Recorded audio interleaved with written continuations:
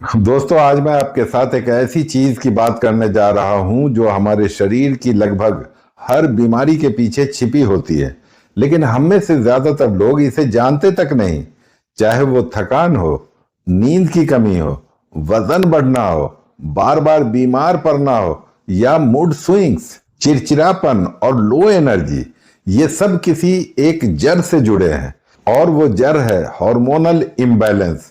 जब हमारे शरीर के हार्मोन्स असंतुलित हो जाते हैं तो धीरे धीरे हर system, digestion, metabolism, immunity, skin, hair, mood और रिप्रोडक्टिव हेल्थ टूटने लगते हैं। बाहर से शरीर ठीक दिखता है, लेकिन अंदर से थक चुका होता है।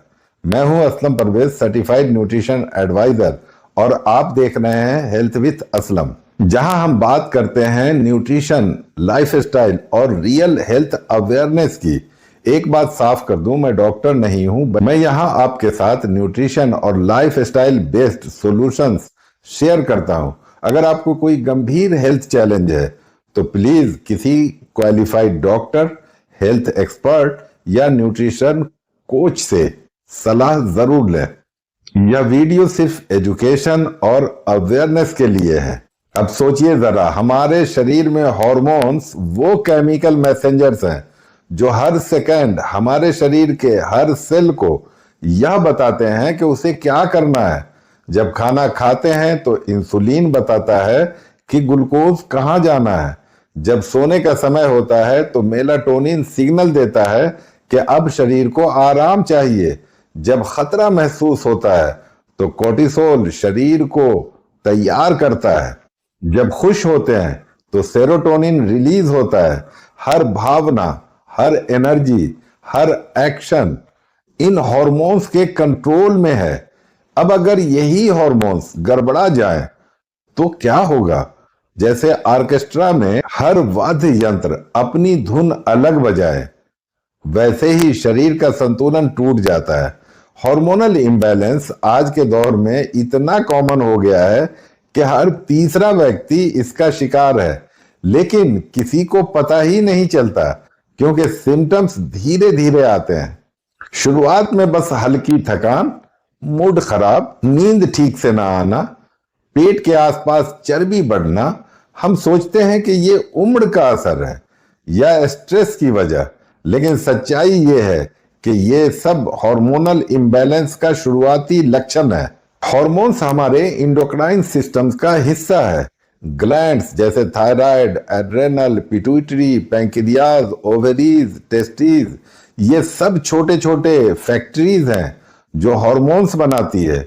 जब हम लगातार स्ट्रेस में रहते हैं, प्रोसेस्ड खाना खाते हैं, नींद पूरी नहीं लेते या टॉक्सिन्स के संपर्क में रहते हैं, तो ये ग्लैंड्स डिस्टर्ब हो जाती है। नतीजा, हार्मोन्स का प्रोडक्शन या तो कम हो जाता है या बहुत हो जाता है, और यही इम्बैलेंस धीरे धीरे शरीर को कमजोर करने लगता है।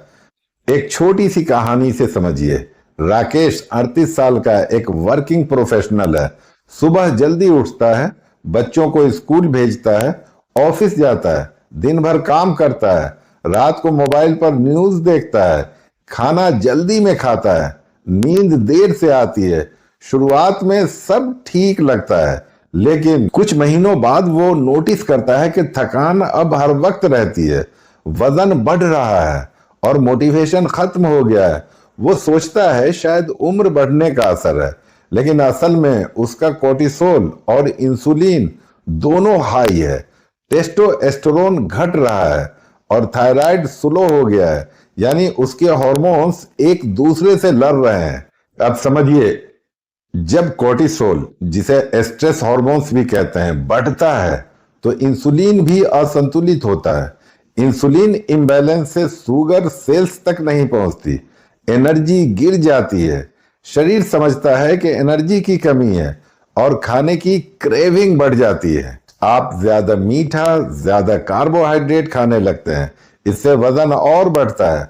फिर थायराइड हार्मोन धीमा पड़ता है, मेटाबॉलिज्म स्लो हो जाता है और टेस्टोस्टेरोन घटता है, जिससे फैटिग, मोटिवेशन की कमी, मूड डाउन और लिबिडो में गिरावट आती है। यानी एक हार्मोन के इम्बैलेंस से शरीर पूरी तरह बिखर जाती है।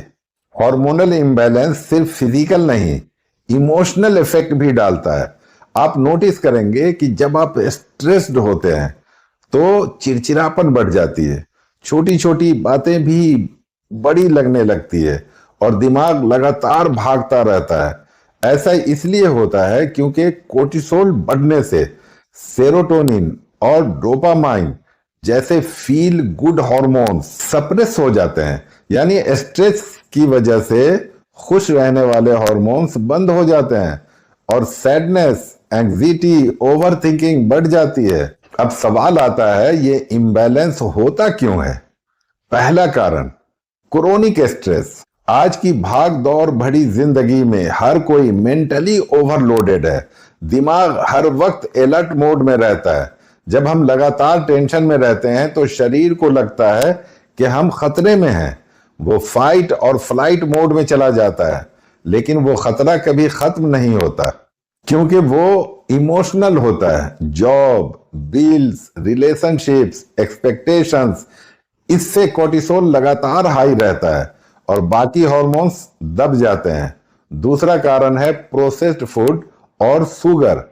शुगर और रिफाइंड कार्ब्स इंसुलिन को बार बार ट्रिगर करते हैं, जिससे सेल्स इंसेंसिटिव हो जाते हैं। इसे इंसुलिन रेसिस्टेंस कहते हैं। ये इम्बैलेंस हार्मोन्स का चेन रिएक्शन शुरू करता है। तीसरा कारण है नींद की कमी। जब आप नींद पूरी नहीं लेते तो बॉडी रिपेयर नहीं कर पाती खुद को। ग्रोथ हार्मोन और मेलाटोनिन दोनों कम हो जाते हैं। इससे कोर्टिसोल बढ़ता है, मेटाबॉलिज्म घटता है और एजिंग तेज हो जाती है। चौथा कारण है टॉक्सिन्स और plastics, nutrient deficiency. Zinc, magnesium, vitamin D, B12 जैसे न्यूट्रिएंट्स हार्मोन्स के रॉ मटेरियल्स हैं। इनकी कमी का मतलब हार्मोन्स का प्रोडक्शन कम होना। अब बात करते हैं सॉल्यूशन। हार्मोनल इम्बैलेंस को दवा से नहीं, लाइफस्टाइल से बैलेंस किया जा सकता है। सबसे पहला कदम है स्ट्रेस मैनेजमेंट। हर दिन कम से कम 10 मिनट डीप ब्रीदिंग या मेडिटेशन करें। यह साइंटिफिकली प्रूवन है कि माइंडफुल ब्रीदिंग कोर्टिसोल को 30% तक कम करती है। दूसरा कदम है स्लीप रीसेट। रात 10 बजे से पहले सोने की कोशिश करें और सुबह सूरज की रोशनी में 15 मिनट बिताएं। लाइट एक्सपोजर मेलाटोनिन और कोर्टिसोल के नेचुरल रिदम को बैलेंस करता है। तीसरा कदम है क्लीन न्यूट्रिशन। अपने प्लेट में रियल फूड रखें। सब्जी, फ्रूट, सीड्स, नट्स और प्रोटीन सोर्सेज जैसे दाल, पनीर, एग, फिश और टोफू। शुगर और रिफाइंड फ्लोर को मिनिमाइज करें। ग्रीन लीफी वेजिटेबल्स जिंक और मैग्नीशियम देती है, जो हार्मोन सिंथेसिस में मदद करती है।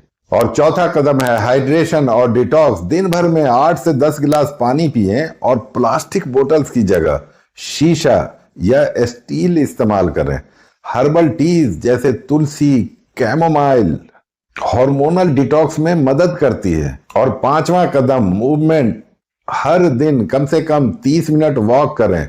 मॉडरेट एक्सरसाइज इंसुलिन सेंसिटिविटी बढ़ाता है और हैप्पी हार्मोन्स रिलीज करता है, लेकिन एक्सट्रीम वर्कआउट से बचें क्योंकि इससे कोर्टिसोल और बढ़ सकता है। छठा कदम है सनलाइट और विटामिन डी।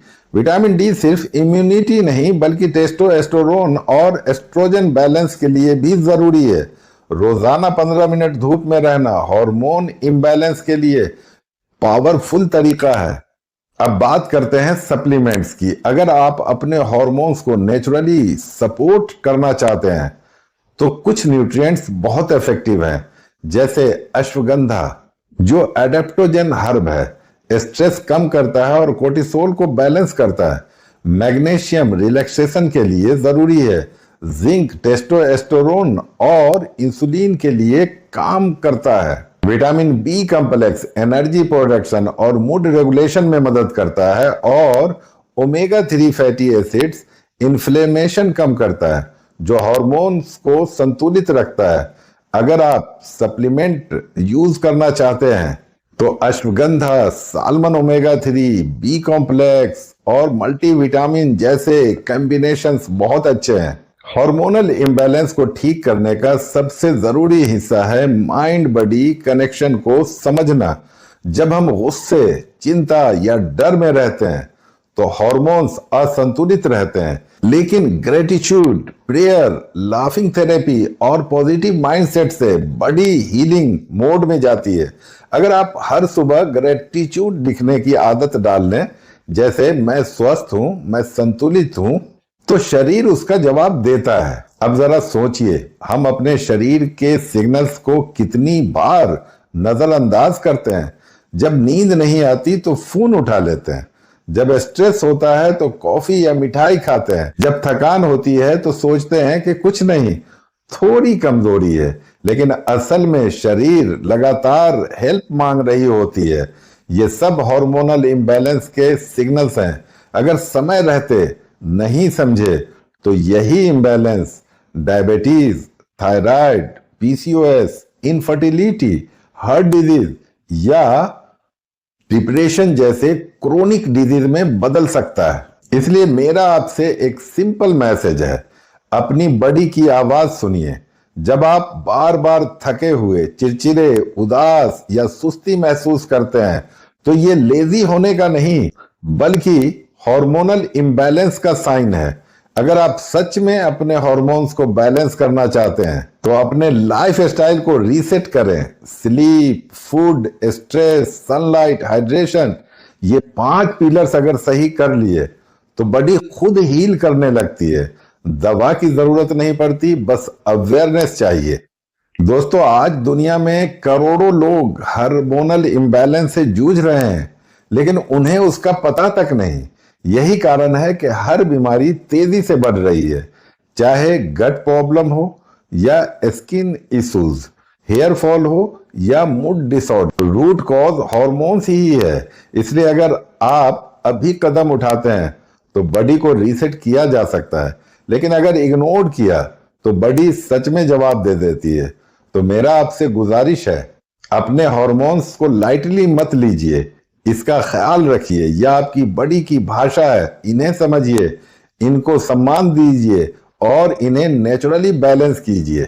अगर आपको यह वीडियो उपयोगी लगी हो तो लाइक करें, कमेंट करें और अपने दोस्तों व परिवार के साथ जरूर शेयर करें ताकि अवेयरनेस फैले। चैनल हेल्थ विद असलम को सब्सक्राइब करें और बेल आइकॉन जरूर दबाएं ताकि हमारा आने वाला वीडियो का नोटिफिकेशन सबसे पहले आपको मिले। नॉलेज ही प्रिवेंशन है और प्रिवेंशन ही है बेस्ट इलाज। स्वस्थ रहें, खुश रहें, मुस्कुराते रहें।